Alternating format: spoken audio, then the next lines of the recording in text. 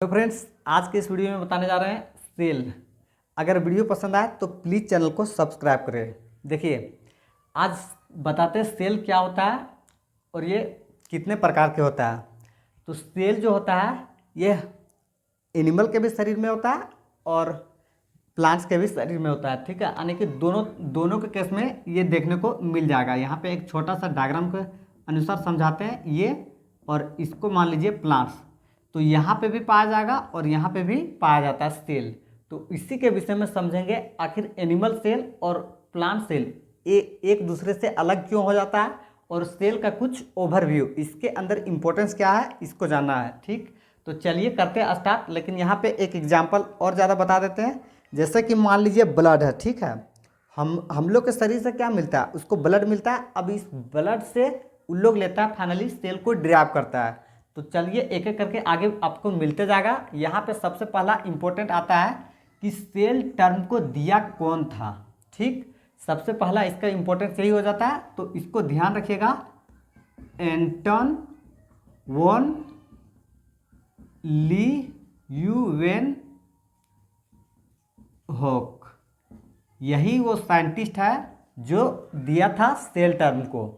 सबसे पहला इंपॉर्टेंस यही हो जाता है कि सेल टर्म को डिस्कवर कौन किया था। और ये अधिकतर मतलब नीट एग्जाम में सवाल आता है, इसलिए जो इंपॉर्टेंट है आने वाला है उसको हम लिख देते हैं यहाँ पे। तो सेल को डिस्कवर कौन किया था, आप मिस्टेक बिल्कुल भी नहीं कीजिएगा, नाम ही बहुत अलग है, जिससे कि आप सही करेक्ट कर लीजिएगा। दूसरा, इसके बाद देखिए सेल जो होता है ये मान लीजिए WBC है या RBC, ठीक है, इसका मतलब होता है रेड ब्लड सेल्स। तो सेल अगर ऐसा मान लीजिए शेप में है, क्योंकि सेल जो होता है अलग अलग शेप में है, उसके विषय में भी बताएंगे। कोलुमनर होता है, क्यूबाइडल होता है और पॉलीगोनल होता है। तो यहाँ पे इसको इस शेप में मान लेते हैं कि सेल है किसका, RBC का।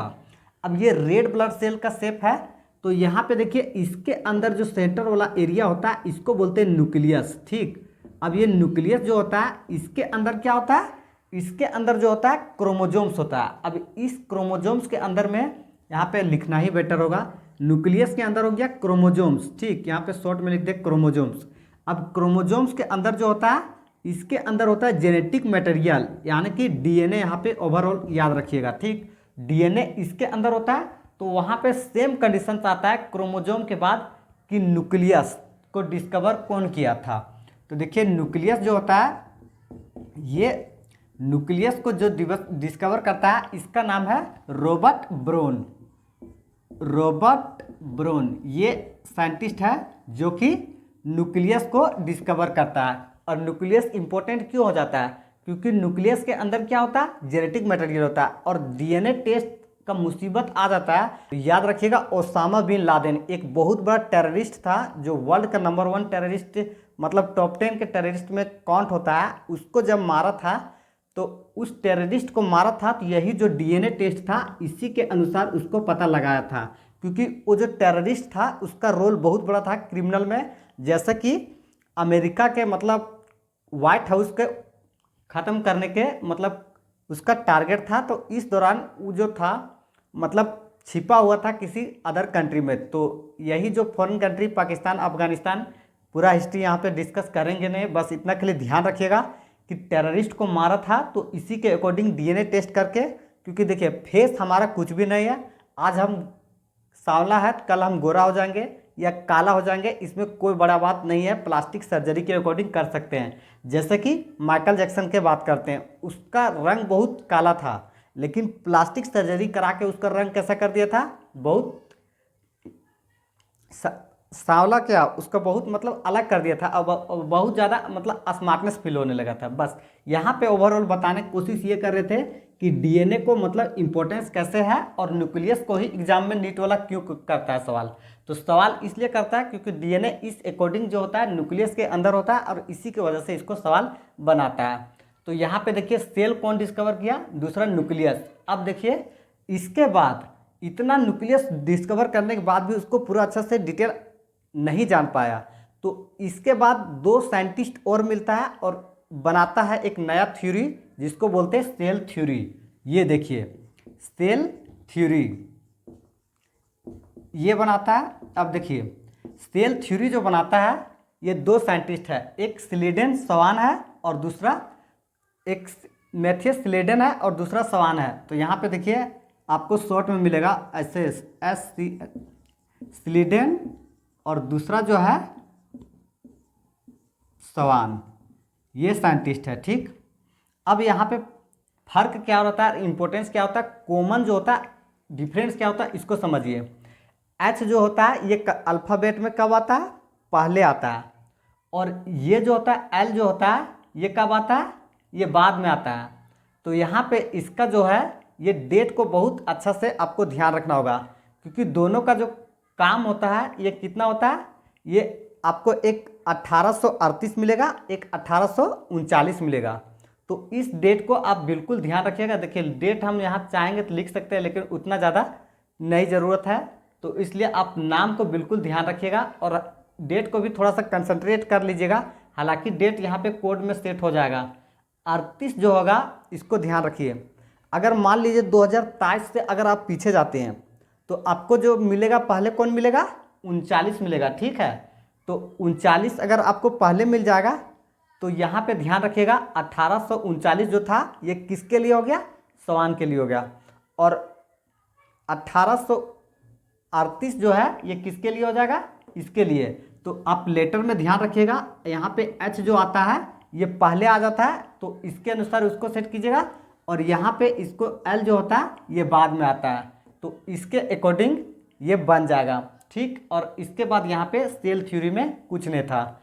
तो देखिए नेक्स्ट इसमें सेल थ्योरी के बाद इसमें बोला क्या, तो यहाँ पे एक और साइंटिस्ट आता है, वो बोलता है कि सेल आया कहाँ से, इसको वो डिस्कवर करता है। 1855 में ऐसा कहानी बनाता है Rudolf Virchow, cell existing from pre existing cell, cell existing from pre existing cell, ये ध्यान रखिएगा। ठीक है, एग्जिस्टिंग सेल, सेल जो होता है ये पहले वाला सेल से बनता है, ये दिया था टर्म इसको रुडोल्फ वर्चो। यहाँ पे स्पेस कम है तो यहाँ पे नीचे नाम लिख देते हैं, रुडोल्फ वर्चो, ये जो साइंटिस्ट था ये इस टर्म को दिया था।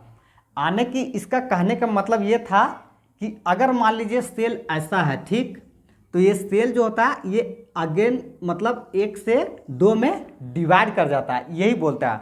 तो प्री एग्जिस्टिंग सेल्स का मतलब ये है कि एक सेल से अधिक सेल में डिवाइड होना। तो यहाँ पे एग्जिस्टिंग का मतलब ये हो जाता है कि देखिए यहाँ तो ये डिवाइड करके बन गया, तो एक ऐसा बन जाता है जो यूनिसेलुलर के ग्रुप में चला जाता है, और एक ऐसा बन जाता है जो कि मल्टी सेलुलर के ग्रुप में चला जाता है। चलिए नेक्स्ट देखिए। ठीक है, यहाँ पे थोड़ा सा प्रॉब्लम हो गया था, इसकी वजह से पीछे हो गया। ठीक है, रुडोल्फ वर्चो जो देता है टर्म, ये बोलता है कि प्री एग्जिस्टिंग सेल से क्या होता है, नया सेल का फॉर्मेशन होता है। अब इसके बाद यहाँ पे आपको थोड़ा सा ध्यान रखना होगा कि सेल में थोड़ा सा एक वर्ड आता है। ठीक, एक एनिमल सेल की बात करते हैं, एक प्लांट सेल की बात करते हैं। तो यहाँ पे एक टर्म आपको देखने को मिल जाएगा सेल वॉल। ठीक है, सेल वॉल, और दूसरा जो मिलेगा ये प्लाज्मा मेम्ब्रेन। तो सेल वॉल जो होता है ये प्रेजेंट कहाँ पे होता है, तो इसको बिल्कुल ध्यान रखिएगा। प्लांट्स का जो होता है आउटर मेम्ब्रेन, इसी को बोलते हैं सेल वॉल, और जो एनिमल के केस में होता है आउटर मेम्ब्रेन, इसको बोलते हैं प्लाज्मा मेम्ब्रेन, ये ध्यान रखिएगा। ठीक, अब इसके बाद यहाँ पे ऐसा कोई बचता नहीं है, तो सेल वॉल को ध्यान रख लीजिएगा और इसके बाद प्लाज्मा मेम्ब्रेन को ध्यान रख लीजिएगा। तो एनिमल सेल, प्लांट सेल यहाँ पे कंप्लीट हो जाता है। अब यूनिसेलुलर मल्टी सेलुलर क्या कहता है, देखिए यूनिसेलुलर मल्टी सेलुलर कहता ये है यूनिसेलुलर। ठीक है, यूनिसेलुलर का मतलब ये होता है कि जिसके पास एक सेल हो, और मल्टी सेलुलर का मतलब ये होता है जिसके पास एक से अधिक सेल हो। तो यहाँ पे देखिए यूनिसेलुलर वाला एग्जाम्पल है, जैसे मान लीजिए इसका बैक्टीरिया ले लीजिए या फिर अमोइबा ले लीजिए, तो ये सब जो है ये कैसा सेल वाला है, यूनिसेलुलर वाला है। तो एक सेल वाला जो होता है इसके अंदर सेल एक ही रहता है, लेकिन सारा सेल का फंक्शंस करने के काम कौन करता है, ये मात्र जो एक सेल रहता है वही सभी सेल के फंक्शंस के काम करने के करता है।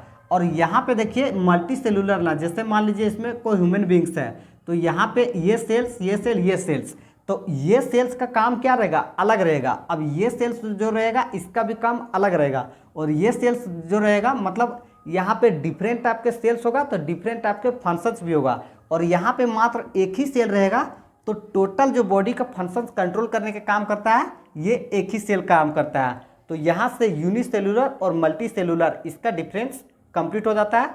अब यहाँ पे इससे ज़्यादा मतलब आगे करेगा ही नहीं सवाल।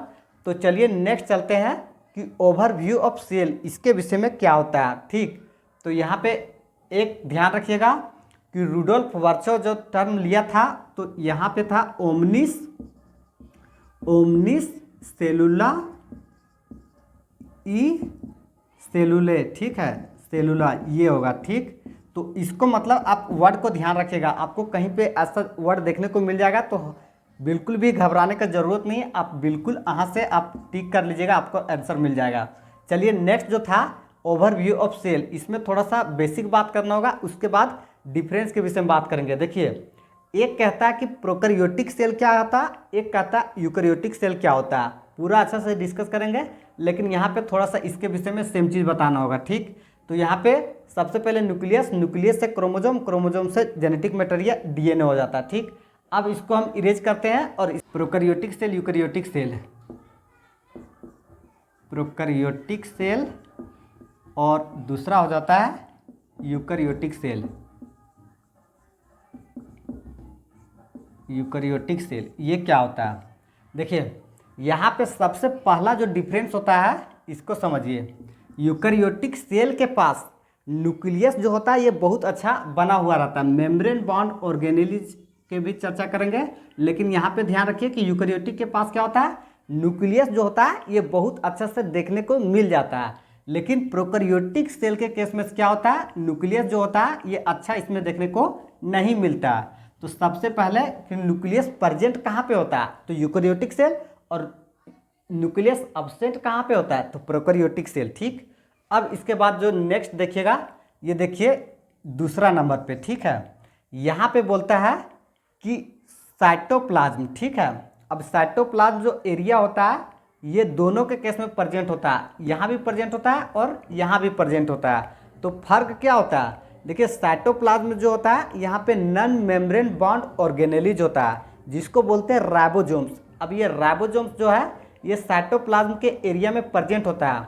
तो यहाँ पे देखिए साइटोप्लाज्म ये हो गया, ठीक, साइटोप्लाज्म ये हो गया, और यहाँ पे इधर भी साइटोप्लाज्म ये हो गया। साइटोप्लाज्म का फाइनली मतलब ये हो जाता है कि ये डायग्राम को आप ऐसे ही ध्यान रखिएगा। ठीक है, अगर मान लीजिए ये एनिमल सेल का बना लिए तो इधर जो हिस्सा वाला एरिया है इसको बोलते हैं साइटोप्लाज्म। तो साइटोप्लाज्म है तो यहाँ पे आपको देखने को मिलेगा राइबोसोम्स, ये मिल गया। अब ये राइबोसोम्स जो है अगर यहाँ पे साइटोप्लाज्म में प्रेजेंट है तो ये कहाँ पे प्रेजेंट हो जाएगा, यूकैरियोटिक में भी प्रेजेंट हो जाएगा और प्रोकैरियोटिक में, दोनों के केस में से प्रेजेंट हो जाएगा। तो ये क्या हो जाएगा, साइटोप्लाज्म ये दोनों में कॉमन हो जाएगा। अब इसके बाद डिफरेंस जो लाता है इसको समझिए। सेंट्रियोल एक ऑर्गेनेलिज है, ठीक है, सेंट्रियोल ये एक ऑर्गेनेलिज है। तो सेंट्रियोल जो होता है ये फाइनली सबसे बड़ा इसका रोल होता है सेल को मतलब डिवाइड करने का, इसका काम का रोल आता है सेल डिवीजन में। ठीक है, सेल डिवीजन में इसका रोल आता है, इसको ध्यान रखिएगा। अब सेंट्रियोल जो होता है ये ओनली एंड ओनली सिर्फ और सिर्फ किसमें प्रेजेंट होता है, ये एनिमल सेल। ठीक है, ये एनिमल सेल के अलावा मतलब प्लांट सेल में ये क्या होता है, फाइनली ये प्लांट सेल में ये अब्सेंट होता है, इसको ध्यान रखिएगा। यहाँ यूकैरियोटिक के माध्यम से इसको नहीं याद रखिएगा, कोई दिक्कत नहीं, लेकिन आप प्लांट सेल एनिमल सेल के अकॉर्डिंग ये बिल्कुल आप ध्यान रखिएगा कि ये जो प्रेजेंट होता है ये सिर्फ कहाँ पे प्रेजेंट होता है, तो ध्यान रखिएगा एनिमल सेल में, और ये प्लांट सेल में ये कभी भी प्रेजेंट नहीं होता है, सेंट्रियोल्स। ठीक है, अब इसके बाद बात करते हैं नॉन मेम्ब्रेन बॉन्ड ऑर्गेनेलिज। ठीक है, जो सेंट्रियोल उसी के कैटेगरी में है, नॉन मेम्ब्रेन बॉन्ड ऑर्गेनेलिज, और ये जो है राइबोसोम्स ये भी नॉन मेम्ब्रेन बॉन्ड ऑर्गेनेलिज है। ठीक है, तो यहाँ पे राइबोसोम्स को देखिए, राइबोसोम्स ये हो गया। अब राइबोसोम्स यहाँ पे भी है और राइबोसोम्स यहाँ पे लिखेंगे ना, इसको ध्यान रखिएगा। ठीक है, कि तीसरा नंबर के बाद यहाँ पे इसको राइबोसोम्स शॉर्ट में लिख देते हैं राइबोसोम्स। ठीक है, राइबोसोम्स यहाँ भी प्रेजेंट है। तो दोनों के केस में प्रेजेंट है। तो राइबोसोम का खासियत ये होता है कि ऑर्गेनेलिज के अंदर भी ये एग्जिस्ट करता है। जैसे कि हमारे शरीर है, तो हमारे शरीर में क्या होता है, स्टोमक में देखेंगे तो बहुत सारा ऐसा है जो बैक्टीरिया है, जैसे स्ट्रेप्टोकोकस निमोनी है, स्ट्रेप्टोकोकस फिकलिस है, ये सब क्या है हमारे शरीर के अंदर भी एग्जिस्ट करता है। तो सेम कैटेगरी के अंदर ये आ जाता है राइबोसोम्स, ठीक है। अगर आपसे डायरेक्टली नीट में सवाल बहुत बार करता है कि ऑर्गेनेलिज के अंदर कौन सा सर्वाइव करता है, तो आप ध्यान रखिएगा राइबोसोम्स ये सर्वाइव कर लेता है। क्यों? क्योंकि ये जो होता है ये नॉन मेम्ब्रेन बाउंड ऑर्गेनेलिज होता है, ये दूसरे के अंदर सर्वाइव करने के इसके पास कैपेसिटी होता है। तो देखिए प्लांट्स के अंदर ये कहाँ पे सर्वाइव करता है इसको जानते हैं, ठीक है। तो सबसे पहले अगर बात करते हैं तो प्लांट के केस में देखते हैं तो ये मिलता है आपको क्लोरोप्लास्ट, ठीक है। क्लोरोप्लास्ट इसमें ये एग्जिस्ट कर जाएगा। और अगर बात करते हैं सेल ऑर्गेनेलिज के अंदर, ठीक है, तो यहाँ पे आप ध्यान रखिएगा इंडोप्लाज्मिक रेटिकुलम इसको, और दूसरा नंबर पे ध्यान रखिएगा माइटोकॉन्ड्रिया। अब इससे आपको मतलब नाम इससे ज़्यादा मतलब डिटेल नहीं करेगा, लेकिन आप ऐसे ही ध्यान में रखिएगा कि कौन सा ऑर्गेनेलिज के अंदर प्रेजेंट होता है। अब इसके बाद देखिए मेम्ब्रेन बॉन्ड ऑर्गेनेलिज प्रेजेंट कहाँ पे होता है और नॉन मेम्ब्रेन बॉन्ड ऑर्गेनेलिज कहाँ पे प्रेजेंट होता है, ये सबसे बड़ा डिफर करता है यूकैरियोटिक में, ठीक है। एक तो सबसे पहले न्यूक्लियस के बता दिए थे, अब देखिए सबसे लास्ट टर्म जो आ गया मेम्ब्रेन बॉन्ड ऑर्गेनेलिज और नॉन मेम्ब्रेन बॉन्ड ऑर्गेनेलिज कहाँ पे प्रेजेंट है, कहाँ पे एब्सेंट है। तो यहाँ पे इंडोप्लाज्मिक रेटिकुलम, माइटोकॉन्ड्रिया और इसके बाद लाइसोसोम्स, ये सभी जो होता है मेम्ब्रेन बॉन्ड ऑर्गेनेलिज यूकैरियोटिक के ग्रुप में क्या होता है प्रेजेंट होता है, जबकि प्रोकैरियोटिक के ग्रुप में किसी भी तरह के मेम्ब्रेन बॉन्ड ऑर्गेनेलिज जो होता है ये प्रेजेंट नहीं होता। यहाँ सब के सब क्या होता है एब्सेंट होता है और यहाँ पे प्रेजेंट होता है। तो यहाँ से जो था ये सबसे बड़ा बेसिक डिफरेंस था प्रोकैरियोटिक सेल और यूकैरियोटिक सेल के विषय में। अब इससे ज़्यादा यहाँ पे किसी भी तरह के सवाल नहीं आएगा। अब देखिए चलिए आगे बात करते हैं कि सेल जो होता है ये कैसे कौन सा कैटेगरी में होता है। देखिए सबसे छोटा जो सेल होता है यानी कि सबसे स्मॉलेस्ट सेल जो होता है, इसका सबसे छोटा जो सेल होता है ये किसका होता है, यहाँ पे आप ध्यान रखिएगा माइकोप्लाज्मा। माइकोप्लाज्मा ये एक वायरस के ग्रुप से बिलोंग करता है। इसके पास सबसे छोटा सेल होता है जो 0.3 माइक्रोमीटर का होता है, ये ध्यान रखिएगा इसका माइक्रोमीटर इतना का होता है माइकोप्लाज्मा का जो सेल होता है सो, तो इसको ध्यान रखिएगा। अब इसके बाद जो है माइकोप्लाज्मा के बाद माइकोप्लाज्मा जो है इसके पास सबसे छोटा सेल्स होता है, ठीक। अब इसके बाद आपको देखने को मिलेगा बैक्टीरिया, ठीक है। तो बैक्टीरिया जो होता है इसका जो होता है इसका लगभग 3 से 5 माइक्रोमीटर का लेंथ होता है, इसका इतना का लेंथ होता है। और इसके बाद बोलेगा आपको बहुत ज़्यादा इंपॉर्टेंट माइकोप्लाज्मा को तो ध्यान रखिएगा, बैक्टीरिया का सवाल करेगा नहीं, क्योंकि नीट वाला जो एग्ज़ाम होता है इसमें थोड़ा सा एक्सेप्शंस को मतलब लेता है ज़्यादातर एग्जाम में, ठीक है। तो यहाँ पे ध्यान रखिएगा एग ऑफ ऑस्ट्रिच, इसको ध्यान रखिएगा, ठीक है। एग ऑफ ऑस्ट्रिच, ऑस्ट्रिच का जो अंडा होता है, ठीक, ये एक पंछी का नाम है। इसका जो एग होता है ये मात्र सिंगल सेल का होता है और ये सबसे बड़ा लार्जेस्ट सेल होता है, ठीक। अब इसके कैटेगरी में ये लार्जेस्ट सेल होता है इधर के ग्रुप में। और सबसे लॉन्गेस्ट सेल पूछेगा तो ध्यान रखिएगा नर्व सेल, ठीक है। नर्व सेल जो होता है सबसे लॉन्गेस्ट सेल होता है। और अगर सिंगल सेल बोलेगा कि किसका होता है बड़ा, तो ध्यान रखिएगा ऑस्ट्रिच का। इस तरह से ये वीडियो हो जाता है पूरा फुल फिनिश। तो चलिए करते वीडियो का and. Thanks, all the best.